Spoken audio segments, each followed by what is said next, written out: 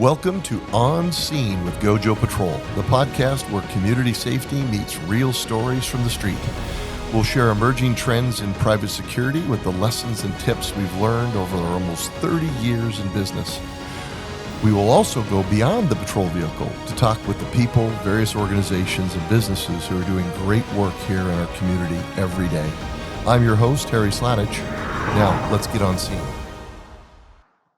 Good afternoon and welcome to On Scene with GoJoe Patrol. Our first podcast today is going to feature a local executive that I think many of you know, Chud Wendle. He's the executive director of the Hutton Settlement.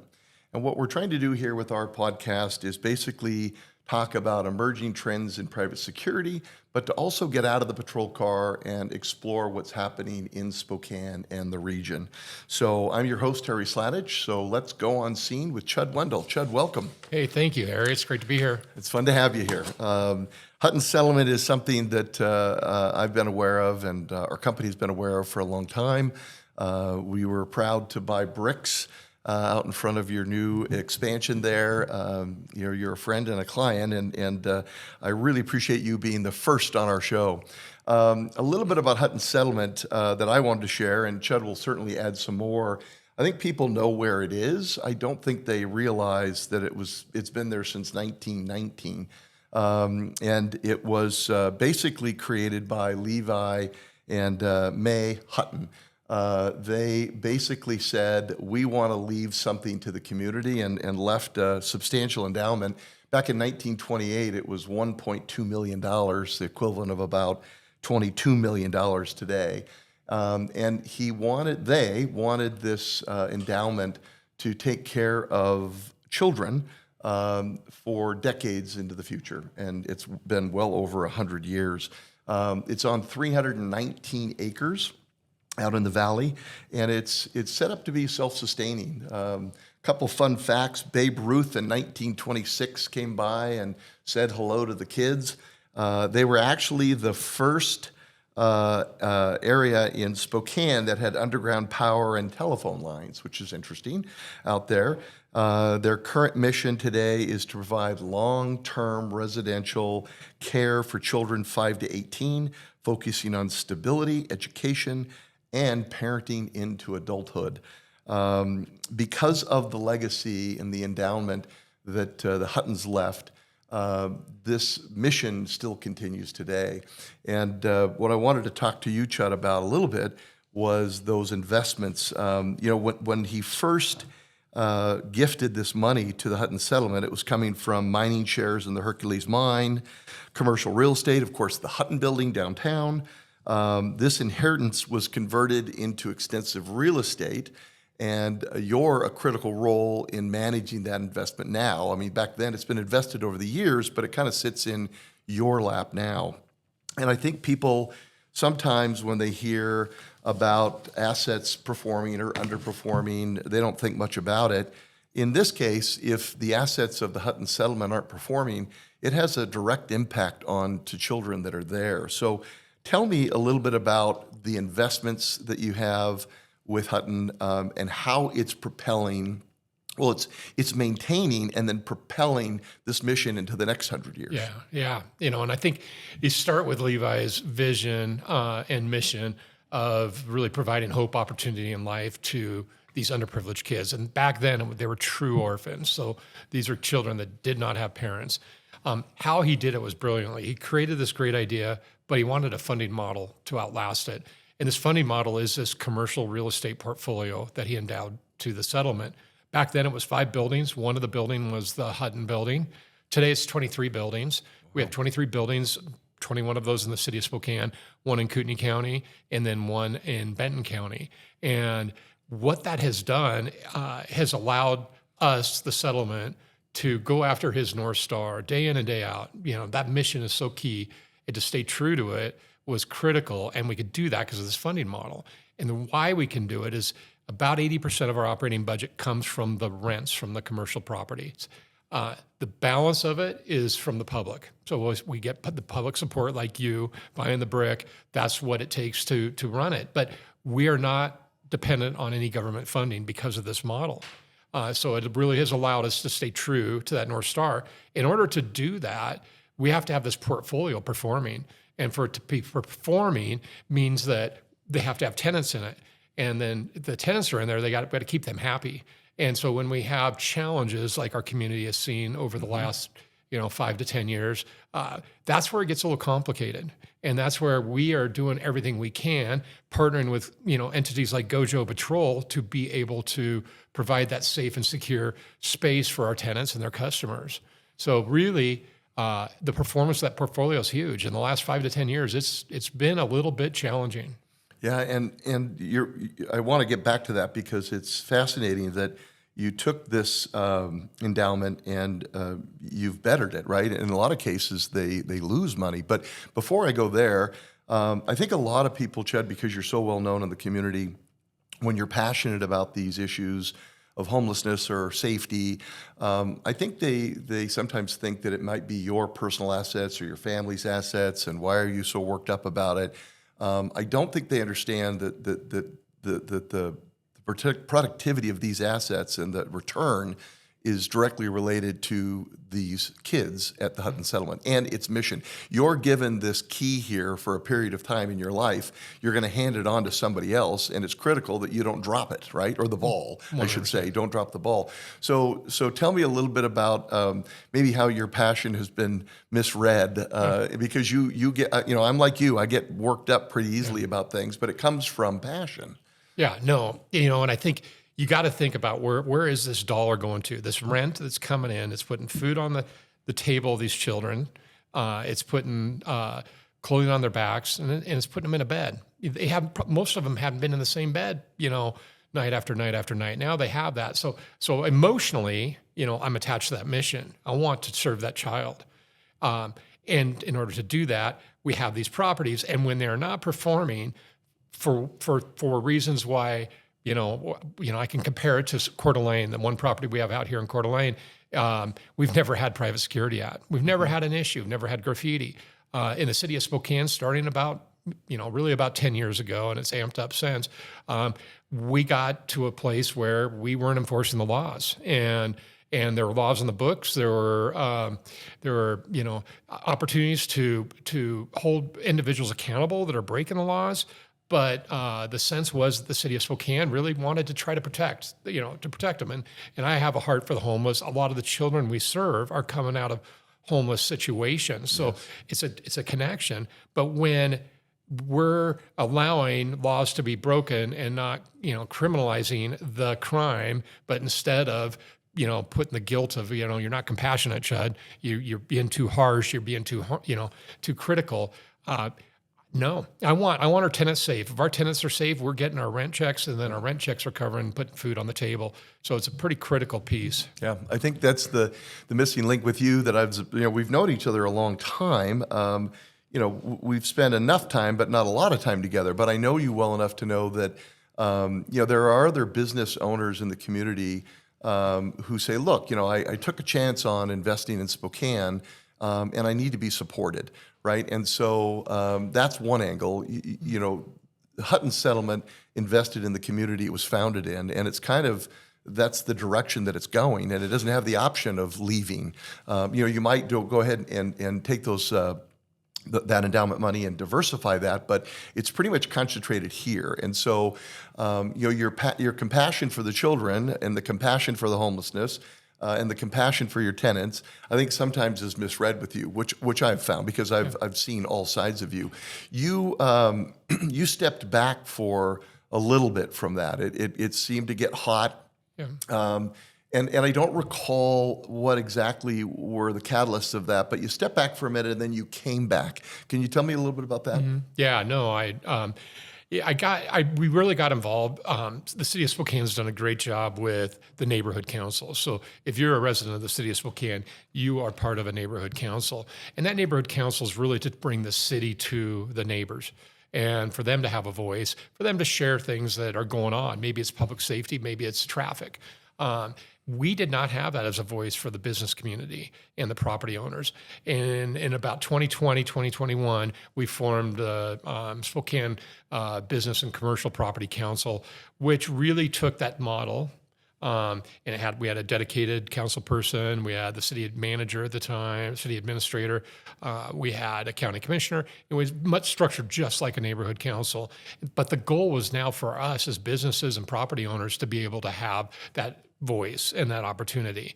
Well, through that, we rolled our sleeves up. We did a bunch of research. We dug into other communities where it was working. Public safety was under control. They seemed to have homelessness under control. We wanted to find out, if we can copy an idea, let's bring it back to Spokane.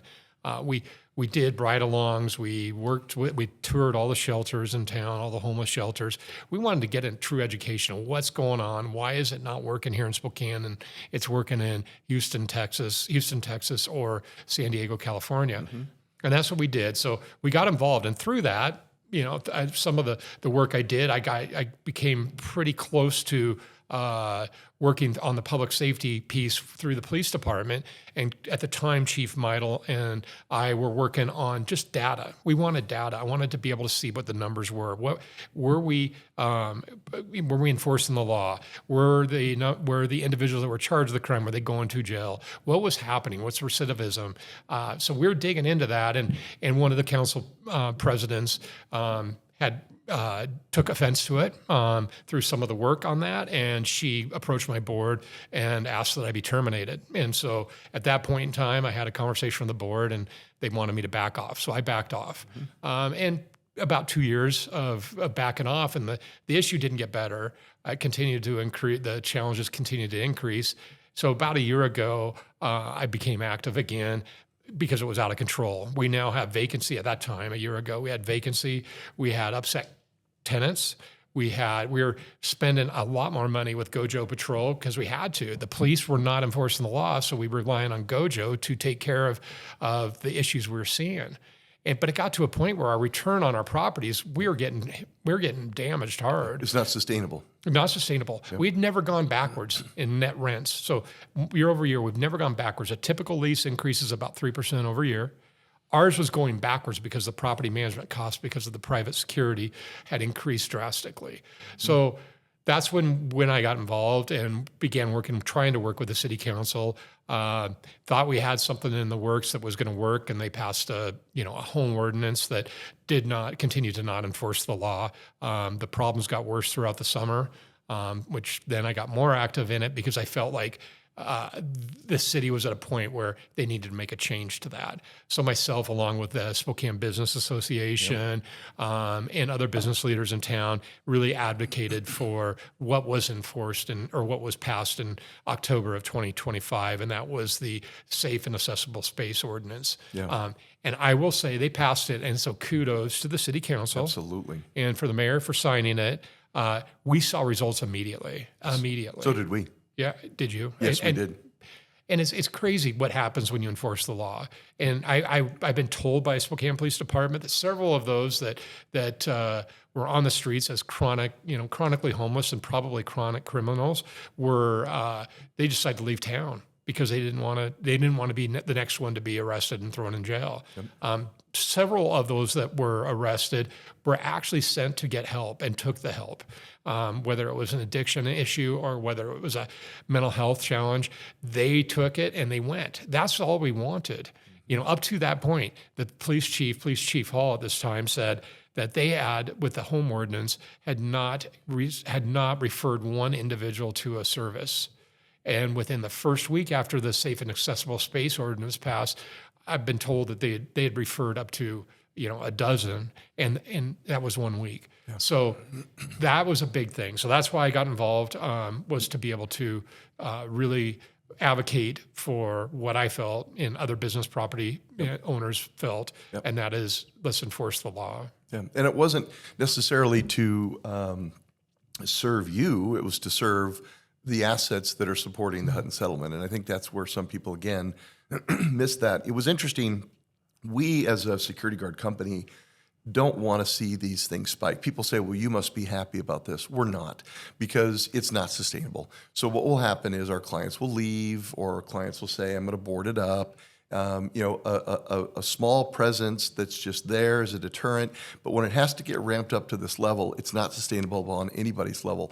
The other thing that people forget is that we have 152 employees in Spokane, and we're worried about their safety. So there are security companies in the nation that try to go in and put hands on, and it's a terrible mistake. It basically accelerates everything. So we're worried about our own employees being put in situations that are getting out of control. And I think we've landed in a really good spot. As you said, the city council, the mayor, Gavin, Larry, and Brad at the SBA. I mean, we're involved. We're on the advisory board.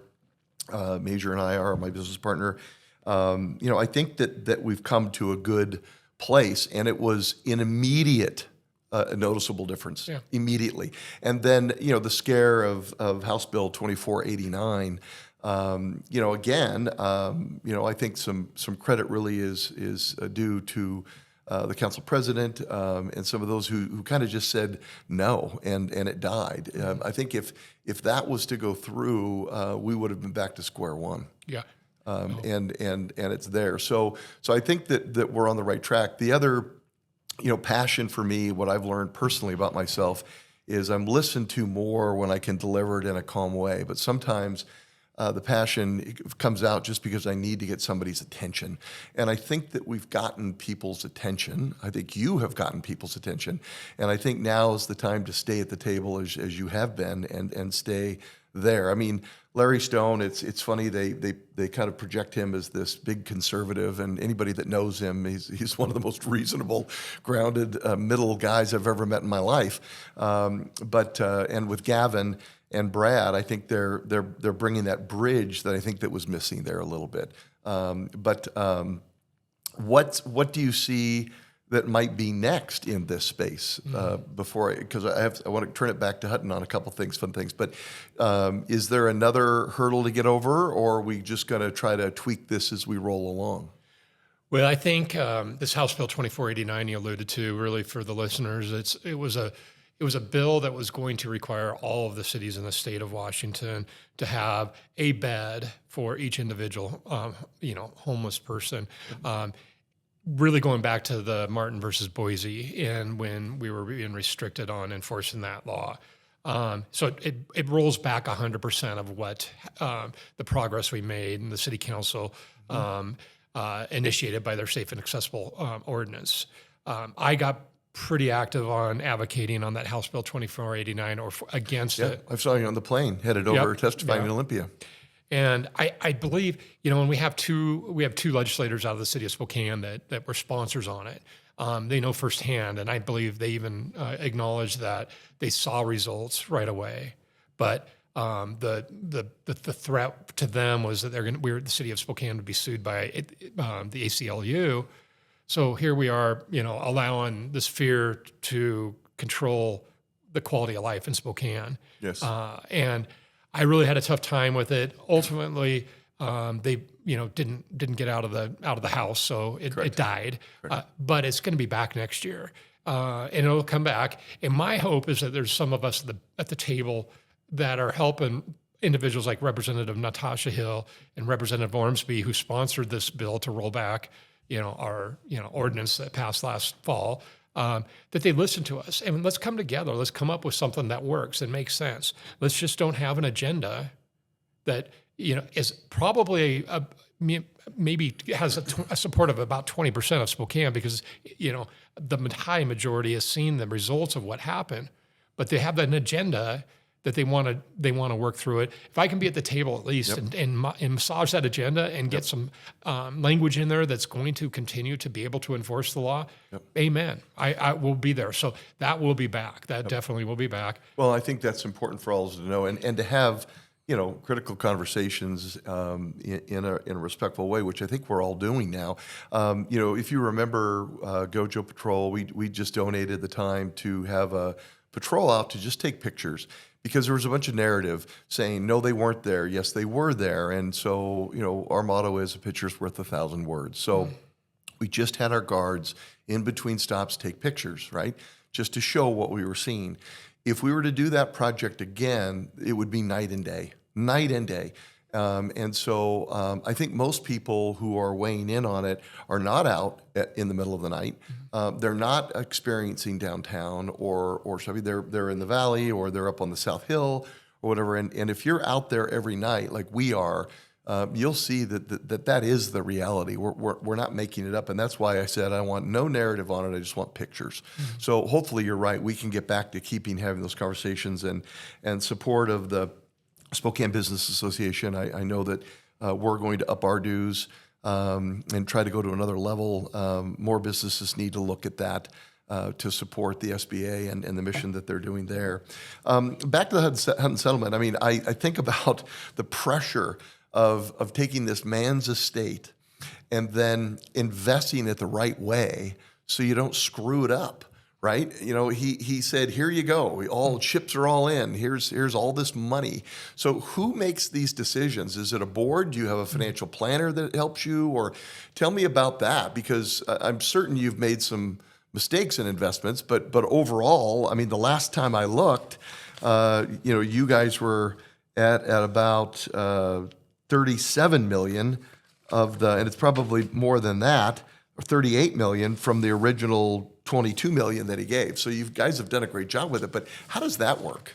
You know, it's because of what Levi Hutton, our founder, did in the way he envisioned his gift to be managed or professionally, advised on.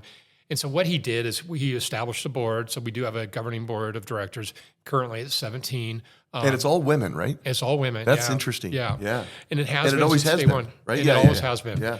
And no term limit. So, when I first started, I think there are a couple board members had been serving well over 50 years on the board. Wow. If you think about that, that's a job, but it's a passion that they have for the kids. They want to see these kids taken care of.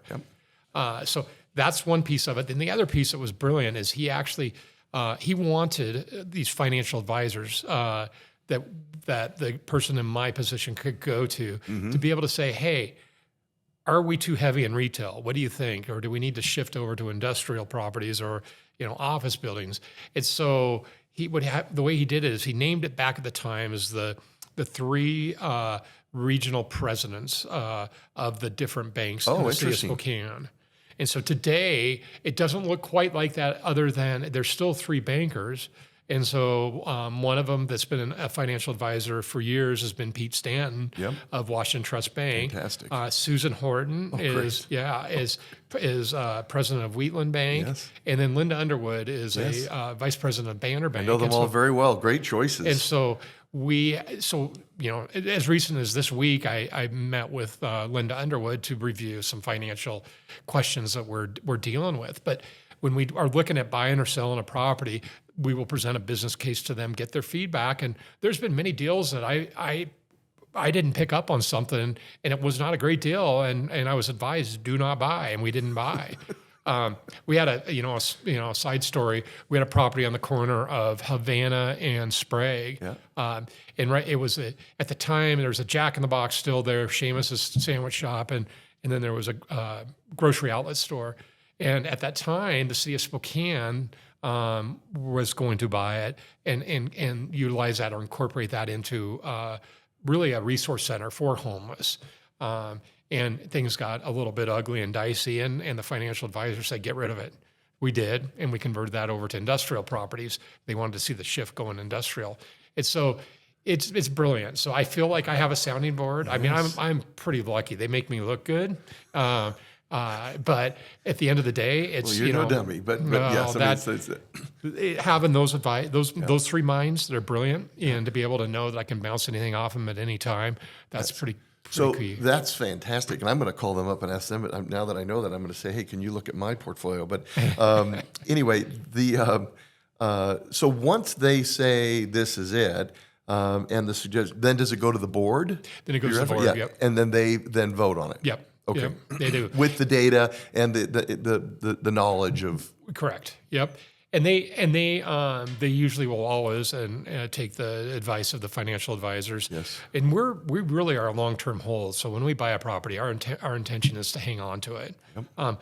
And we have several properties that have been in our portfolio for well over 50 years. I was just going to ask you that. And then we have some as recent. I think the last property we purchased was 3 years ago, or I guess it would have been last year. So we have a little bit of movement, and Is the movement due to additional monies coming in that need to be reinvested, or is it just, as you said, let's move this one to this one? I think it's a great question. We've had a couple different scenarios. Last year, we did have increased funds and the opportunity to buy another building. But before, it was more buying and selling a property that needed a lot of work, and then taking those proceeds and reinvesting in another property. Okay, that's great. As you and I were talking earlier, I was on the board of the Boys and Girls Club. I was the chair for 8 years. I did it for 4 and then was convinced to stay in another 4. And what I learned from my time at the Boys and Girls Club is the children that we were helping and we were influencing it, we didn't even realize it, that when they became adults, the percentage of them giving back versus someone who has not received that help was extraordinary, right? So I remember the boy of the year, Daniel, and Daniel was the boy of the year. We sent him to a baseball game, and now fast forward 25 years later, Daniel is calling me up because he is an executive that wants to hire GoJoe Patrol.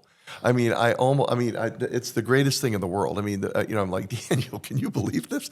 I mean, it's like, it's so great, but he's on the board. So Daniel went back and he served on the board. So tell me about some of the stories. I'm sure you see that at Hutton. We see it over and over. And it just says a lot about what we try to do at Hutton, and that is build an attachment for these kids that have never been attached, never been secure in a relationship with a care provider. It all starts there, where when they start feeling safe because of an attachment, all of a sudden a little confidence comes into play, a little curiosity comes into play, a little bit of like exploration, and next thing you know, you see the opportunity to go after opportunities and take them and run, and then find a sense of purpose, and then a belonging, and next thing you know, they're off and running. Yep. But where these examples have come out, a couple different ones. A really cool one is that. Right now, we have 4 of our Hutton alum that are on our staff. And we're not a big staff. There's only 27 of us. But 4 of the 27 of us were raised at Hutton. So they're giving back. So cool. Another cool one within the last year is that one of our alum spent the majority of her childhood there. So I believe it was well over 8 years being raised at Hutton. Guess what? She's on our board. And it's the first time we've ever had an alum on the board. Wow. And she has a voice. And so when the board is thinking they have the right answers for what kids are thinking, she's like, wait, time out. Let me tell you what I went through. And it's invaluable.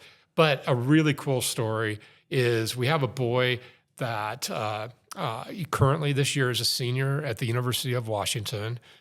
Back in 2020, when the infamous pandemic came upon us, this individual had an entrepreneur spirit that he discovered, wasn't directing it probably in the most healthy way, making money in a way that one wasn't safe and probably wasn't healthy.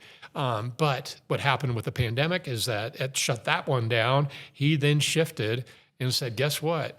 He's from Ethiopia, failed adoption out of Ethiopia. He said, I have a passion for coffee because of my home country, and I want to capitalize on that, and then capitalize on the pandemic, knowing that people like myself and others on campus couldn't go to Starbucks or get our coffee. And so he created a espresso business, latte business on the campus. And he did it because he took a loan from his house parents and used that loan to buy a espresso machine. And then about 3 months later, $5,000, in his pocket, he was like, yeah, this works. And that spirit's alive and well. And so where he took that next, and it ties back into our sustainability, our self-sustainability, is he wanted to be able to launch something that Hutton could capitalize on, meaning we could invest in but get a return on that would put proceeds back into our operations. And he put together a business plan, downloaded a template on the Small Business Administration website, did it on his own, filled it out, and then presented it to myself and our campus director at the time. And basically, it's a coffee roasting business. Well, 6 years later, Hope Neighborhood Roasters is going, gangbusters because of this this boy Parker's idea and concept. The part of the success of it is he created a mentorship program. So when he started it, he had 2 assistants, with the knowing that the first assistant in line was going to take over when he graduated. That's exactly what happened. He's paying it forward. And paying it forward. And I think 5 generations later, and 5 different leaders of the Hope Neighborhood Roasters, it's going and thriving. And Parker's considered, Grandpa Parker now, the grandfather of Hope, and he still looks out for it. But the cool part about this is the University of Washington found out about Parker's initiative, his entrepreneur spirit. They offered him a presidential scholarship. This is back in 2022. He took it, he ran, and he's been at the UW for 4 years, graduating with a BA in the business administration from the Foster School of Business, which is competitive. The last 2 summers, he was able to intern at a global consulting company called Bain & Company out of New York City. And when he took the second year of that internship, it's only had gone to Ivy League college students. So here he is, from the University of Washington, that's been raised at a children's home, going into a pretty coveted internship, paid internships, I should say. And he finished that up this summer, but upon completion, the CEO of Bain offered him employment, a contract to come back to work when he graduates from the University of Washington this spring. What a great story. His first thing he said is, he called me up and said, I'm going to get back a portion of each paycheck. Oh, I didn't have opportunities. I didn't have choices. I didn't have options before Hutton. And all you had to show me is a little bit of care that's providing the stability, and then in these opportunities that I could go after and I chased, and I wouldn't have it without you, so I want to get back. So that's part of it, but then it doesn't stop there. The story just sort of keeps going. He also was nominated for what's called a Schwartzman Scholar. Schwartzman Scholar is like a modern-day Rhodes Scholar. Oh. So it's coveted, it's competitive, it's global, and the CEO, same CEO that offered them the job, submitted the application on behalf of Parker. And we just found out within the last couple of weeks he got the Schwartzman Scholar. This is I'll start crying. So I know. Parker's like a son to me, and I know. And we had dinner this week and with my son, one of my boys, and Parker, and my pride in him is just it's as big as my own boys, and so he's going to be heading off to Beijing, China. And going and will be in a graduate program for a year. But it's the top 150 brightest and most intelligent humans that are that age, that college graduate age, that are going to be there in this program. He will change the world. That is, I'm getting goosebumps, and I totally get the crying. I don't think I ever cried as much as I'd come home. I'd be really good at the Boys and Girls Club, and then I would come home. My wife says, what happened? And I'd always say, as I tuck my daughter in, my daughter's just like those girls, but my daughter is here, and some of those kids are there, and it's just, that circles right back to, why is Chud so passionate and angry? Well, you're not angry, you're just passionate as hell that mission never stops. Yeah. That is a great story. And so, how many executive directors have been at the Hutton Settlement, including you? Including me. I am the 5th one, counting That's Levi incredible. Hutton. So there's only been 5 of us. So a founder and 4 others, and you're one of 4. Yeah. And so I didn't go to school to be an administrator at a children's home, but God put me here because of this passion I've always had for children, the desire to serve, and my love for business. I love the business side. So I got this perfect world. I mean, I'm just I wake up and I have never said this is a job. I love it. I sometimes feel like they shouldn't pay me, or everything should go right back into the settlement. And absolutely love it. But I'm on the shoulders of some big giants. Like my predecessor has been a mentor, is still a mentor. It is the wildest job because you got children's welfare. So we're dealing with all those issues with the Department of Children, Youth and Families, and licensing issues and placement issues. Yep. And then we got employment issues. But then on the other side, extremely on the other side, we got commercial real estate. So I could be, in one moment I'm arranging a fix to a pipe breaking, and then the next we're talking about maybe a admittance of a child into the settlement and trying to work through what that's going to look like and where they're going to be placed. And then why aren't the assets performing? And then why aren't the assets performing? Yeah. So it's a little bit of everything, but I love it. And no day has been the same, but there hasn't been a day I haven't loved either. Yep, that's great. I mean, and again, that's what if you're not enjoying what you do, then it seems to go on for forever and ever and ever. As we do that. But I mean, we certainly appreciate you being at the business table. As you know, I have been involved in this community a long time. A lot of people wonder, how is it that you were in the hotel business and now you're in the security business? Well, Major Bambino and his wife Karina and my wife Sean and I have had this company for almost 29 years. It was kind of a side gig, right? But was always involved in Spokane, because I love our community like you. So we're going to stay involved, and try to mitigate some of these things out there. The risk of being sued. A lot of cities have to make these choices, right? And my wife, who is an attorney and our attorney, will always say to me, Harry, I'm going to show you the risks. You then decide your tolerance for those risks. What is the reality of that actually happening, right? So, your investments, whatever we do, we always assess what are the risks and then what is our tolerance. And I think that as it comes back to some of the things that are on the horizon, I think our tolerance needs to be a little bit higher to make sure we stay where we're at. Because I think we're in a good place right now. I think things have calmed down. We can focus on kind of maybe mending some fences. We can focus on getting to know one another. The elections are done, at least for the city. And how do we? I think you would agree with me. I haven't met anyone that doesn't want what's best for Spokane. It's just a different view, right? And so how can we fix that? One of the things that I always ask people, I like to ask, is what would one thing about you that people would find surprising, that maybe don't know you that well? What would they find surprising that you would tell us? Well, I mean, you already saw a little bit of it. The emotions come. I'm a crier. So am I. Welcome to the club. So is Major.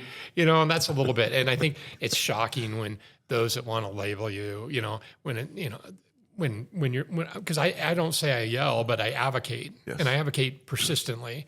And I've had some council members, like Council Member Zapone, he continues to call my board president.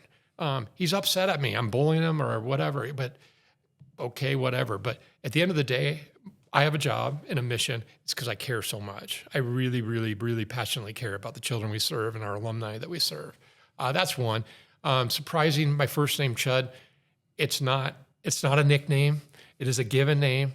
It came from my dad. Yep. Then before that, my great grandfather lost a game of cards back in the Midwest, playing cards with President Taft's brother, Charlie Taft, whose card playing nickname was Chud. No. And when he lost that hand, he had to name his next son Chud. And so that's where we are. So I'm a lost bet, but I'll take it. And, well, I knew your dad and your grandfather was that name, but I had no idea that it came from that far back.